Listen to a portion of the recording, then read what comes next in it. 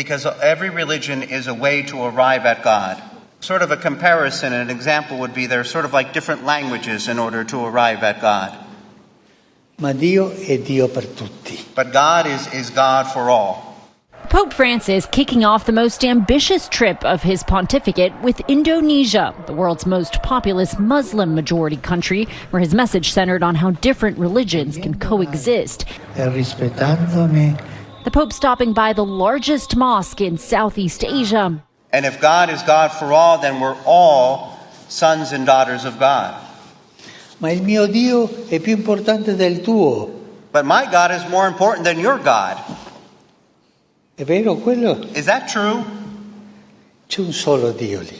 There's only one God, and each of us is a language, so to speak, in order to arrive at God. Qualcuno Sikh, Muslim, Indi, qualcuno cristiano, Indo, ma Christian. sono diversi cammini. There are different paths.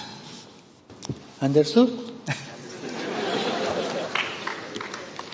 We want to show you some extraordinary pictures which came to us from the Vatican on what was, of course, an extraordinary day. Within hours of Pope Benedict announcing that he was to resign, take a look at this. Lightning struck St. Peter's Basilica. You can see it again now in slow motion. Extraordinary. It happened just before 6 o'clock in the evening, local time.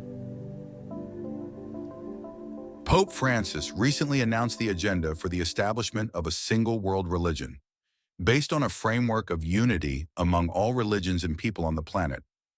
This is in line with what is predicted in Revelation 13:3, where it is stated that the entire world will follow the beast, who represents the Antichrist.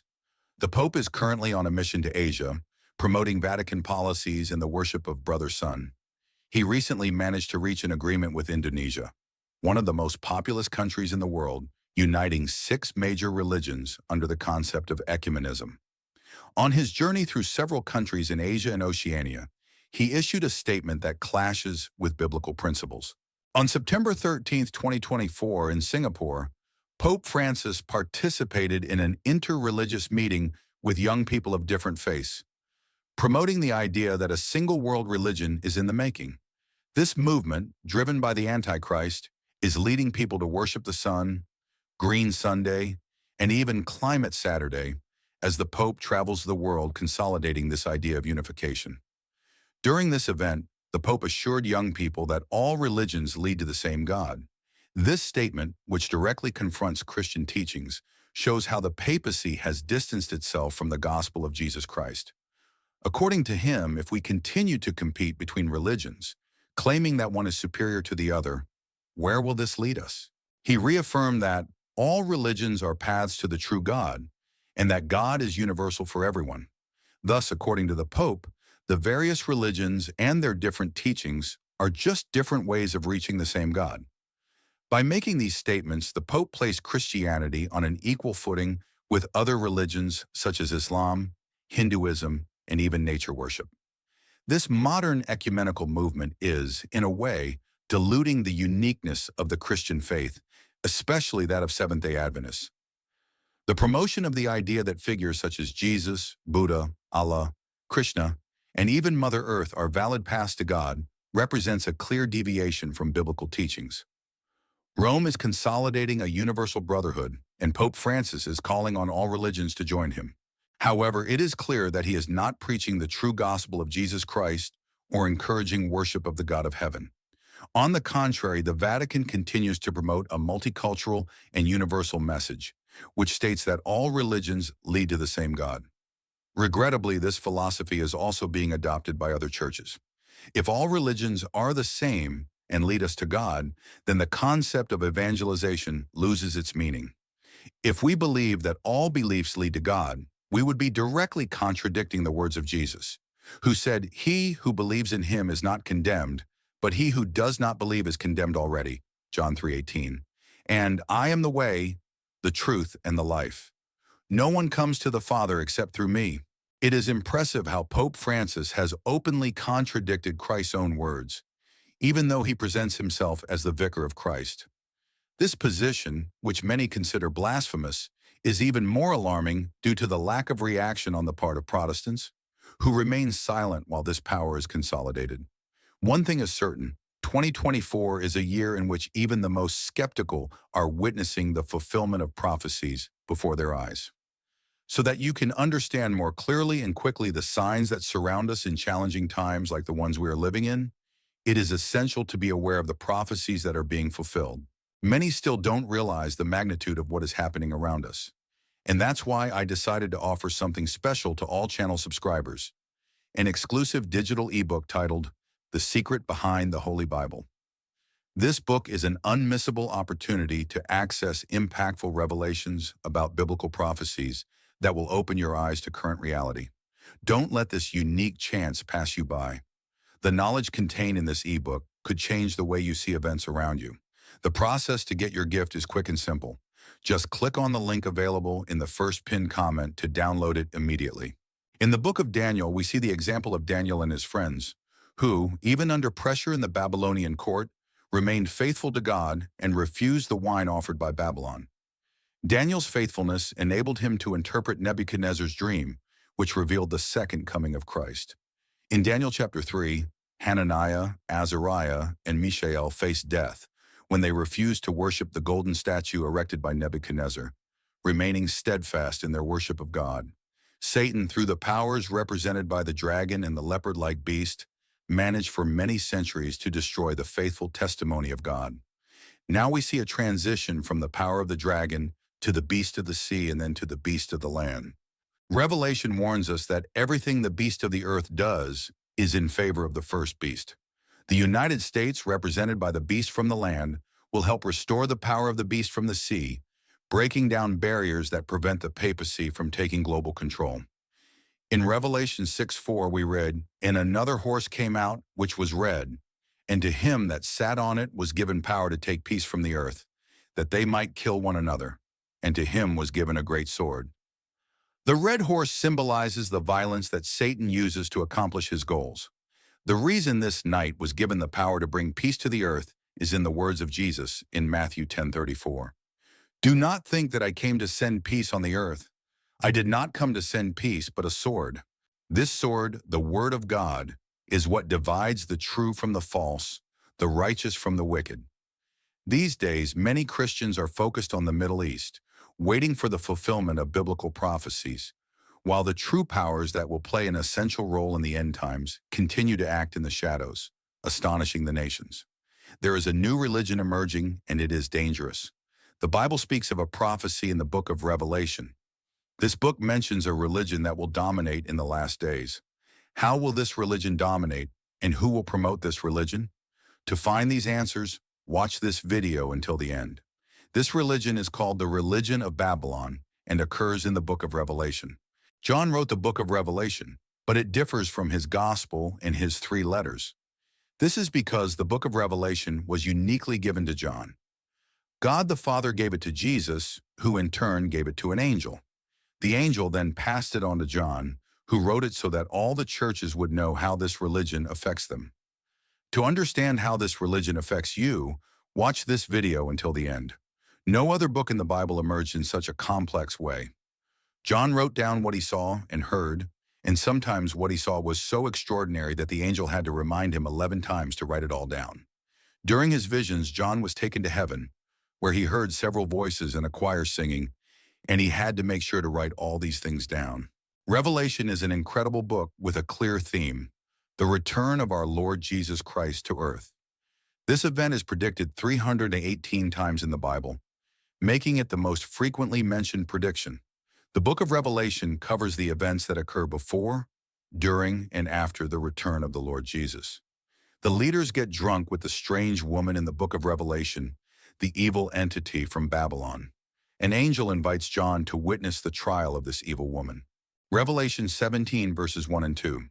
"Then one of the 7 angels who had the 7 bowls came and spoke to me, saying, 'Come here, I will show the judgment of the great prostitute who sits on many waters, with whom the kings of the earth committed acts of sexual immorality, and those who live on earth have become drunk with the wine of their sexual immorality.' From the beginning, his judgment is unquestionable. There was never any doubt as to the fate and ultimate failure of Babylon. Babylon emerged as a religious system long before Christianity, but in satanic imitation, It anticipated the coming of the true Messiah. We read, who sits on many waters. Babylon is situated on many waters, which signifies its dominion over many nations. Her character is such that she can be understood on an international level, making her a global figure. Babylonian religion has a mesmerizing effect on both people and rulers. Karl Marx once claimed that religion is the opium of the masses, and in a sense he was right. Empty religion, which has no real meaning, can be as addictive as a drug. We read, drunk with the wine of his fornication. Throughout the Bible, the concept of fornication is often strongly associated with acts of idolatry. It is possible that this religious system seems attractive spiritually, although not necessarily morally. The idea around Babylon. The city of Babylon is mentioned in the Bible 287 times, making it the second most mentioned city after Jerusalem. The city was located on the banks of the Euphrates River and was considered the cradle of civilization, which expressed organized hostility to God, according to Genesis 11 verses 1, shortly after the flood. Later, Babylon became the capital of the empire and ruthlessly conquered Judah. During this time, Judah was under its control. For God's people, Babylon represented all evil. She was the incarnation of cruelty, luxury, lust, and greed, being considered the enemy of God's people. Those who are familiar with the Old Testament know that the word Babylon is linked to organized forms of worship and blasphemy, as well as the oppression of God's people. The concept of Babylon has existed for a long time, before the events described in Revelation 17 or the reign of Antichrist. Babylon represents the world system and has been present throughout history from the time of John, when Rome represented it, to the present day. However, during the reign of Antichrist, Babylon and its religious and commercial aspects will exert unprecedented influence over the world. Religious Babylon is described as part of a system. What is the emerging religion? This Babylon has its origins in the book of Revelation. This depiction depicts Babylon the Great, a powerful and corrupt entity that leads people away from God through deceptive practices. The term Babylon has significant biblical implications. In the Bible, it represents religious infidelity and corruption. To understand the full significance of this term, we must delve into both the biblical text and the historical events related to Babylon. This term is used to represent a system of false religion that lures people away from the true worship of God. It embodies spiritual adultery and moral decadence. Here, Babylon is portrayed as a prostitute who engages in illicit relations with the kings of the earth, highlighting the corruption and moral decline of societies that are entangled in false religions. Babylon as the world system has always been present from the time of John, when Rome exemplified it, to the present day and throughout history. However, during the reign of Antichrist, Babylon, in its religious and commercial forms, will exert an influence on the world that has never been seen before. Religious Babylon is described in Revelation 17 verses 3 to 6. Then he carried me away in the spirit into the wilderness, and I saw a woman sitting on a scarlet beast, full of names of blasphemy, having 7 heads and 10 horns. She was clothed in purple and scarlet, adorned with gold and precious stones and pearls, having in her hand a golden cup full of abominations and the filth of her fornication. And on her forehead was written a name, Mystery, Babylon the Great, the mother of the prostitutes and the abominations of the earth. I saw the woman drunk with the blood of the saints and with the blood of the martyrs of Jesus, and when I saw her, I marveled with great admiration. We read, he led me in the spirit into the wilderness. John is led into the desert, and the arid nature of the desert makes a suitable backdrop for a vision of judgment. We read told of a scarlet beast. This beast, depicted in Revelation 13 verse 1 as having 7 heads and 10 horns, is symbolic of the Antichrist and the government he will establish. The prostitute rides the same beast mentioned in Revelation 13 verse 1. Then I stood on the sand of the sea, and I saw a beast coming up out of the sea, having 7 heads and 10 horns, and on his horns 10 diadems, and on their heads a name of blasphemy. The Antichrist, the first of the beasts, is a monstrosity that has 10 horns and 7 heads, and a dragon grants him power and authority. One of the heads is mortally wounded, but is healed. The beast utters blasphemies against God and aggressively oppresses God's people wherever they are found on earth. She not only rules the world but also receives the worship of its inhabitants. The first beast is a symbolic image of the Antichrist, and the dragon is Satan. Note that anti-ers in Greek means instead of, not against, meaning a substitute rather than a competitor. The man of lawlessness possesses characteristics similar to those of other fearsome beasts, such as leopards, bears, and lions. He appears to be from a line of political rulers who captured the world's attention through a surprising recovery from a mortal wound, probably in an assassination attempt. The number 666 is the dictator's coded name. The woman is dressed in emblems of governance, scarlet and emblems of wealth such as purple, gold, and precious stones. Despite this, she engages in idolatry, abominations, and the filth of her adultery.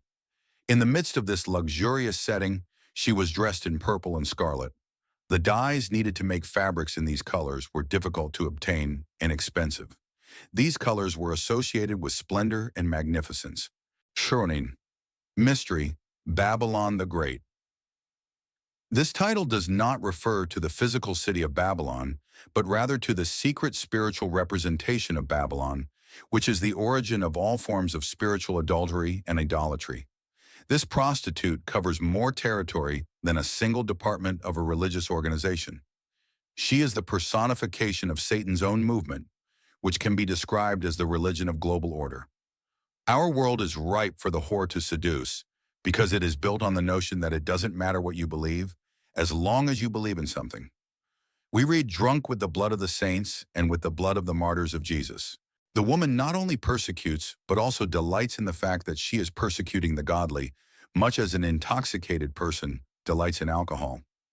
It is imperative that we do not lose sight of the fact that some of the most heinous atrocities committed against genuine Christians have been done in the name of the church. Between the years 15 and 1558, under the reign of Queen Mary, also known as Bloody Mary, in England, around 288 Christians who defended the truth of the Christian religion were executed by being burned at the stake. Revelation 17, verses 12 to 15 says, "The 10 horns that you saw are 10 kings who have not yet received kingdoms, but who receive authority as kings for 1 hour along with the beast. They are of one mind and will give up their power and authority to the beast. These will fight against the Lamb, and the Lamb will overcome them, for he is Lord of lords and King of kings, and they who are with him are called, chosen, and faithful." The prostitute is our peoples, multitudes, nations, and languages.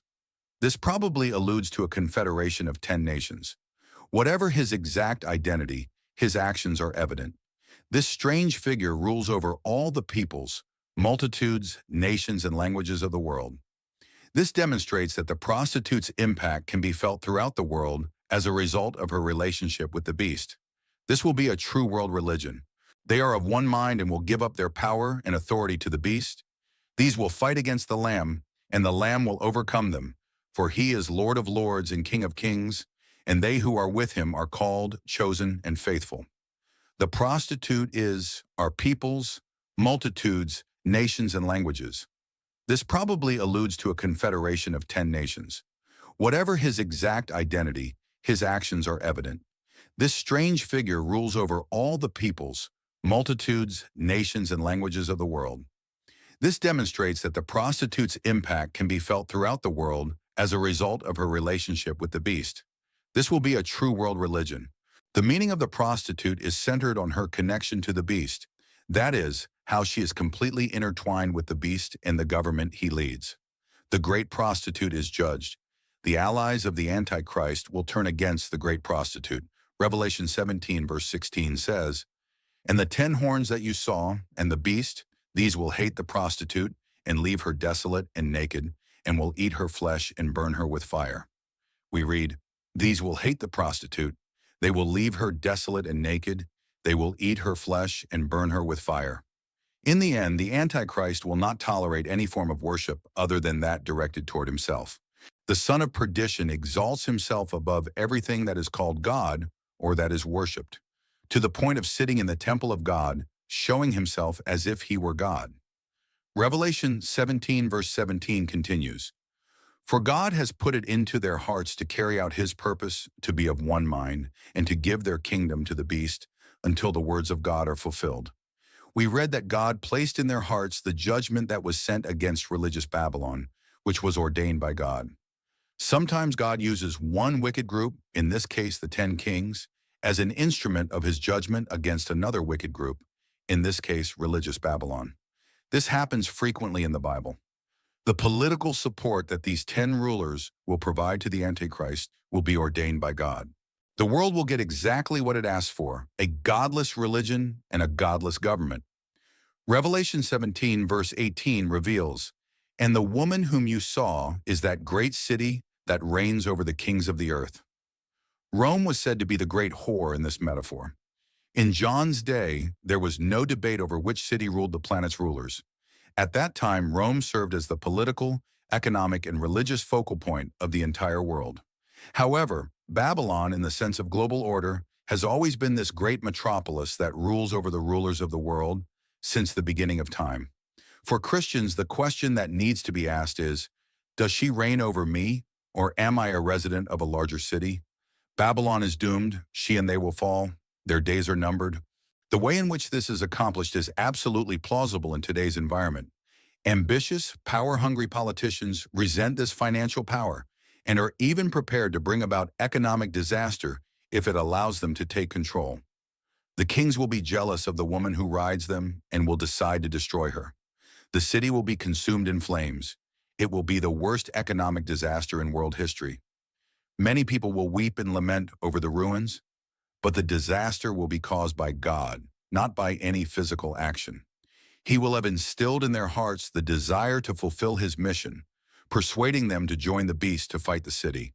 The Antichrist will have political authority, and the false prophet will have religious control. The kings will now offer them economic control in exchange for powers delegated to themselves, but the possession of such privileges will be extremely short, just an hour. The fall of Babylon is so certain that it is portrayed in Revelation as if it had already occurred. Don't forget to download our book, The Secret Behind Biblical Prophecies. There are already more than 500,000 copies sold, and we are at the last units, so don't waste time and enjoy. I guarantee that you will acquire a lot of knowledge after reading this sensational book, written with great care and love for all the subscribers of our channel, completely based on the Holy Bible. The link is in the first pinned comment.